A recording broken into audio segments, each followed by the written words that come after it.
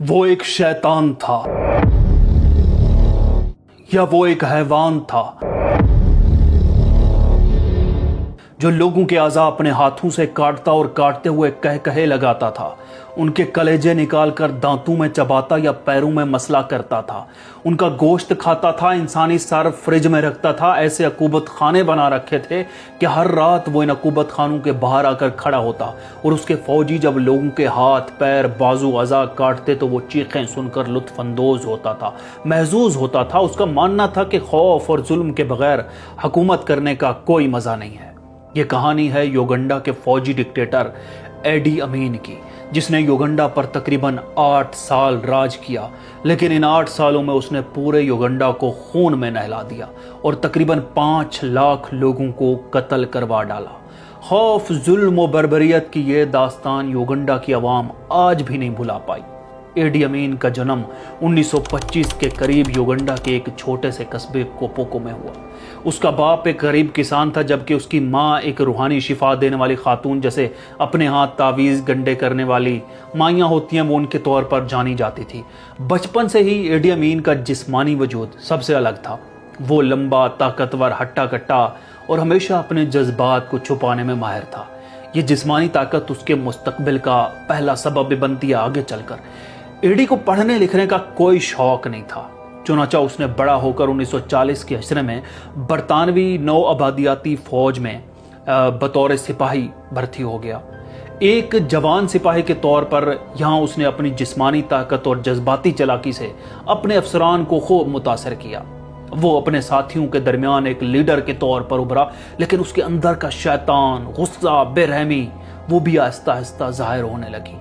एक वाकया जो उस वक़्त के लोगों ने बयान किया कि एडी ने एक साथी सिपाही को सिर्फ इसलिए मार डाला कि उसने उसका मजाक उड़ाया था कि तुम्हारे हाथ का बना खाना बिल्कुल किसी गोबर जैसा होता है। ये उसके खौफनाक मिजाज का पहला इशारा था कि उसके साथी की हल्की सी मजाक पर भी उसने उसको कत्ल कर दिया। तब बरतानवी फ़ौज के कवायद इतना सख्त नहीं थे, वो ऐसे फ़ौजियों को पसंद करते थे जो बेरहम हों। चुनांचे बरतानवी अफसरान ने उसकी इस बेरहमी को देखा और उसकी सलाहियत को खूब सराहा। फिर 1949 आता है, जब बरतानवी फौज सोमालिया में शिफ्ता बागियों के खिलाफ मिशन पर निकलती है। इस मिशन के लिए एडी अमीन को भी शामिल कर लिया जाता है। एडी अमीन के बारे में एक वाकया यहाँ पर मशहूर है कि वो जब सोमालिया में बरतानवी मिशन पर मौजूद थे तो इस फौज का कैंप दरिया के पास लगाया गया था ताकि फौजी एहलकार अपनी पानी की ज़रूरियात को पूरा कर सकें। एक दिन इस दरिया से एक तवील और बड़ा मगरमच्छ निकल आता है, जिससे डर कर बाकी पीछे हट जाते हैं, लेकिन एडी अमीन इससे लड़ाई लड़ने की ठान लेता है। वो नंगे हाथों एक मगरमच्छ से लड़ पड़ा था, जिसके बाद पूरी फौज उसकी बहादुरी की मजीद गर्विदा हो गई थी। एडी अमीन तेजी से तरक्की करता गया और यही बदकिस्मती थी युगांडा की आवाम की, और 1960 तक वो युगांडा के सबसे बुलंद ओहदों पर पहुंच गया। जब 1962 में युगांडा को आज़ादी मिली, एडी अमीन एक अहम शख्सियत के तौर पर सामने आया। उसने मिल्टन ओबोटे के साथ मिलकर काम किया, जो युगांडा के पहले वजीर आजम बने। मिल्टन ओबोटे ने एडी अमीन पर एतमाद करते हुए उसे युगांडा की फौज का चीफ कमांडर बना दिया, जो कि उसकी बहुत बड़ी गलती थी। Army have overthrown the government of the 46-year-old President Obote. The coup started at about 2 o'clock this morning and after hours of confusion. दरअसल वजीर आजम ओबोटे भी यही चाहता था कि एडी अमीन मेरे साथ मिलकर मेरे सियासी मुखालफिन को क्रश करे, मुझे ताकतवर बनाए, मेरा सियासी कारकुन बनकर रहे। लेकिन किसको मालूम था कि एडी अमीन के अंदर का शैतान उसे कुछ और ही करने पर उकसा रहा था।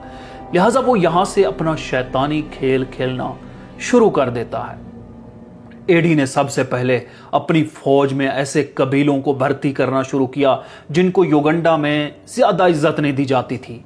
ना सिर्फ एडी ने उनको इज्जत देकर फौज में भर्ती किया, बल्कि उनको जल्दी से तरक्की देकर अच्छे रैंक्स पर भी पहुंचा दिया।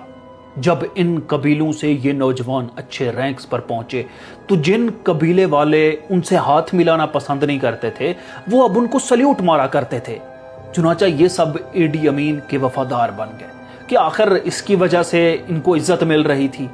अब एडी अमीन को सिर्फ एक इंतजार था کہ کب ملٹن اوبوٹے کہیں کسی بیرونی دورے پر جائے اور وہ اس کی حکومت کا تختہ الٹ دے۔ بالآخر 25 جنوری 1971 کا دن آتا ہے۔ یوگنڈا کی عوام آج شاید اپنی مرضی سے جینے کا، مرضی سے سوچنے کا، مرضی سے بولنے کا آخری دن دیکھ رہی ہوتی ہے۔ اسی دن وزیر اعظم ملٹن اوبوٹے سنگاپور میں دولت مشترکہ کے اجلاس میں شرکت کے لیے روانہ ہوتا ہے اور 26 فروری 1971 میں یوگنڈا ریڈیو پر ایک آواز گونجتی ہے۔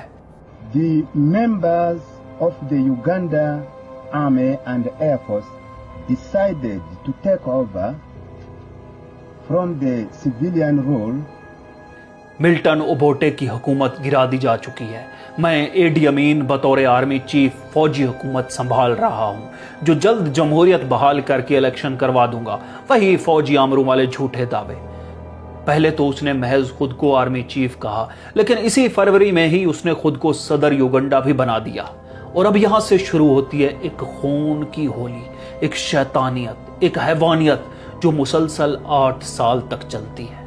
اے ڈی امین جلد ہی اپنی ایک اسپیشل فورس تشکیل دے دیتا ہے جس کا واحد کام ان لوگوں کو اٹھا کر غائب کرنا یا دردناک موت دینا تھا جو سابق وزیر اعظم اوبوٹے کے حامی ملک میں موجود تھے۔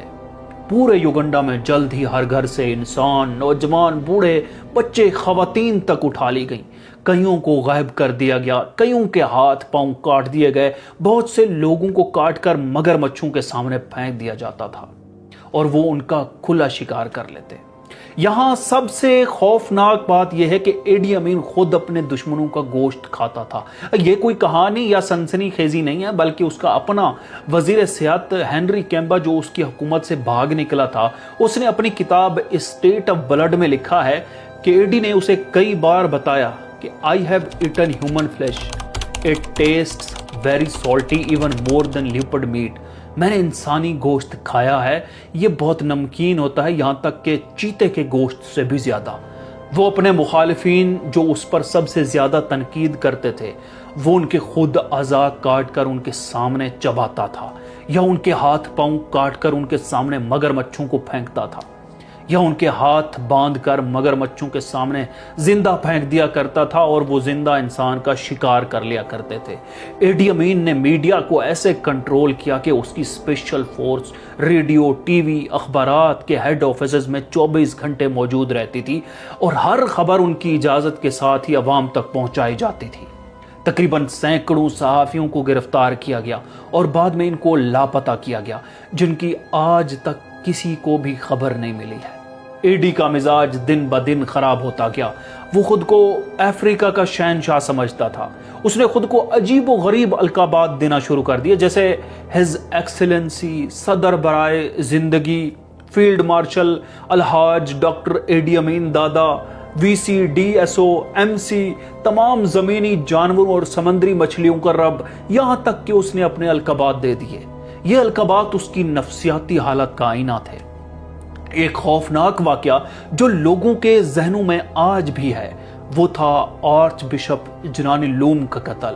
1977 میں جب آرچ بشپ نے اے ڈی امین کے ظلم کے خلاف آواز اٹھائی، اسے گرفتار کر لیا گیا اور پھر کار ایکسیڈنٹ میں قتل کر دیا گیا، لیکن سب کو معلوم تھا کہ یہ قتل اے ڈی کا کام تھا۔ اے ڈی کے خوف کا یہ عالم تھا کہ لوگ رات کو اپنے گھر میں بھی محفوظ نہیں تھے۔ اس کی افواج اور خفیہ ایجنسی گھروں میں گھس کر لوگوں کو اٹھا لیتی تھی اور پھر وہ کبھی واپس نہیں آتے تھے۔ یوگنڈا کے بازار سونے ہو گئے اور لوگ خوف کے سائے میں جینے لگے۔ دریائے نیل میں اکثر گمنام لوگوں کی لاشیں تیرتی ہوئی ملا کرتی تھیں۔ یہاں ایک بات مزید دلچسپ اور خوفناک ہے جو اے ڈی امین کی سفاکیت کو ظاہر کرتی ہے کہ اس نے اپنی بیوی کو بھی نہ بخشا اور چھوٹے چھوٹے ٹکڑے کر ڈالے۔ اے ڈی امین نے کل 5 شادیاں کی تھیں۔ کیے امین اس کی تیسری بیوی تھی اور واحد تعلیم یافتہ بیوی تھی جس نے میڈیکل کی تعلیم حاصل کر رکھی تھی۔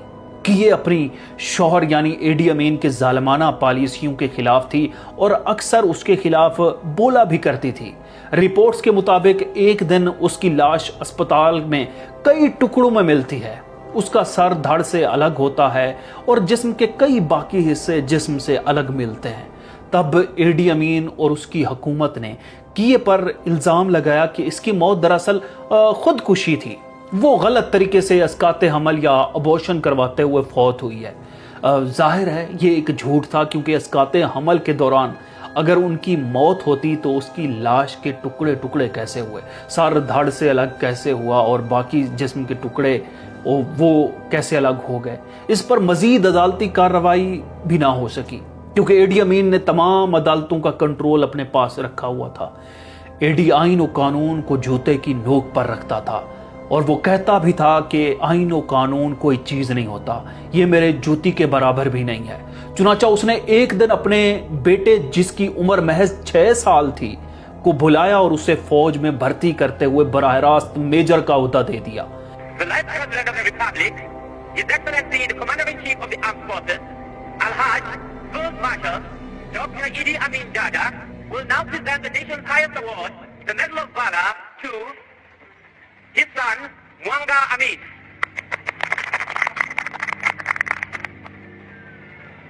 I give this prestigious honor to my 6-year-old boy for having worked so unerringly with me during the numerous crises under which most normal men would have cracked.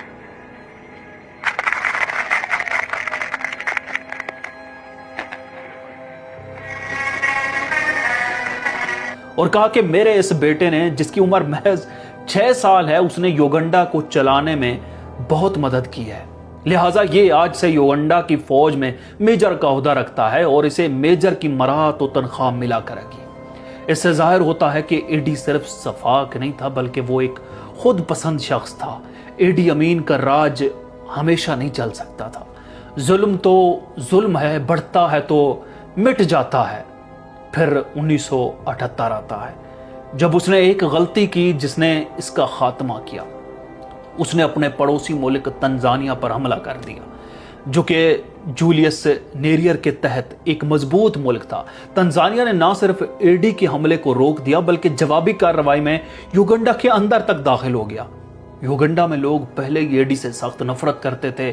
जब तंजानिया की फौज युगांडा में दाखिल हुई तो युगांडा की आवाम ने Tanzania की फौज का भरपूर साथ दिया और उनके साथ मिलकर हथियार उठा लिए अपने ही सदर एडी अमीन के खिलाफ। एडी अपनी फौज के साथ मोर्चों में सूरत हाल देखने अक्सर जाया करता था।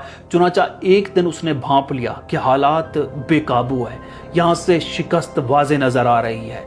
कहा जाता है कि दौरान जंग एडी को कुछ युगांडा के लोगों ने अगवा करते हुए तशद्दुद किया, लेकिन बर वक्त एडी के सिपाहियों को आता देखकर वो निकल गए। फिर 1989 में तंजानिया की फौज और युगांडन बागियों ने एडी की हुकूमत को ख़त्म करके कंपाला पर कब्जा कर लिया। तवील 8 साला अंधेरों, जुल्म, खौफ और वहशत का आखिरी दिन था। सब्ज रंग निखरने लगे, नील का पानी लाशों से पाक होने लगा, फिजा में से खून की बू मिटने लगी और किसी पुरअसरार अकूबत खानों से चीखों की आवाज़ ख़त्म होने लगी। एडी अमीन अपनी जान बचाकर सऊदी अरब भाग गया, जहां उसने अपनी ज़िंदगी के आखिरी दिन गुजारे। वो 2003 में जद्दा में इंतकाल कर गया, लेकिन उसके बाद भी युगांडा के लोग उसके जुल्म को भूल ना सके। इसकी हुकूमत के बाद युगांडा को अपनी मईशत और मुआशरे को दोबारा बनाने में बरसों लग गए। एडी अमीन एक फौजी डिक्टेटर था और तारीख शाहिद व गवाह है कि जहां भी किसी फौजी आमिर ने कंट्रोल संभाला, वहां ना आइन बाकी रहा, ना वहां कानून बाकी रहा। फौजी आमिर ने हमेशा आवाज़ें बंद करने वास्ते लोगों के गले काटे, जुबानें काटी। ये सिर्फ एडी अमीन के जुल्म की कहानी नहीं है, बल्कि ये आज भी हमारे इर्द गिर्द धाम धूम और धड़ल्ले से हो रहा है। पाकिस्तान समेत दुनिया भर में आज भी आवाज़ें बंद करने वास्ते लोगों को जबरी गुमशुदा किया जाता है, उनका कत्ल किया जाता है, उनकी फैमिलीज़ को अगवा किया जाता है। एडी जैसे फाशिस्ट तरीन डिक्टेटर की इस कहानी से मालूम होता है कि जुल्म जितना भी बढ़ेगा, दरअसल वो अपने अंजाम को पहुंचने के करीब होता है। आज युगांडा के लोग अपनी नई नस्ल को एडी अमीन के दौर के मजालिम सुनाते हैं। आज युगांडा समेत अफ्रीका और पूरी दुनिया में उसका नाम एक बदनाम ज़माना जालिम डिक्टेटर कसाई के तौर पर लिया जाता है اور بے شک ظالموں کا انجام بہت دردناک ہوتا ہے۔ ویڈیو پسند آئی تو اپنی قیمتی رائے کمنٹ باکس میں ضرور لکھیں تاکہ آپ کے کمنٹ سے ہمیں اپنا معیار مزید بہتر کرنے میں مدد ملے۔ شیئر ضرور کریں، چینل کو سبسکرائب کرتے ہوئے بیل آئیکن کو ضرور آن کریں۔ شکریہ۔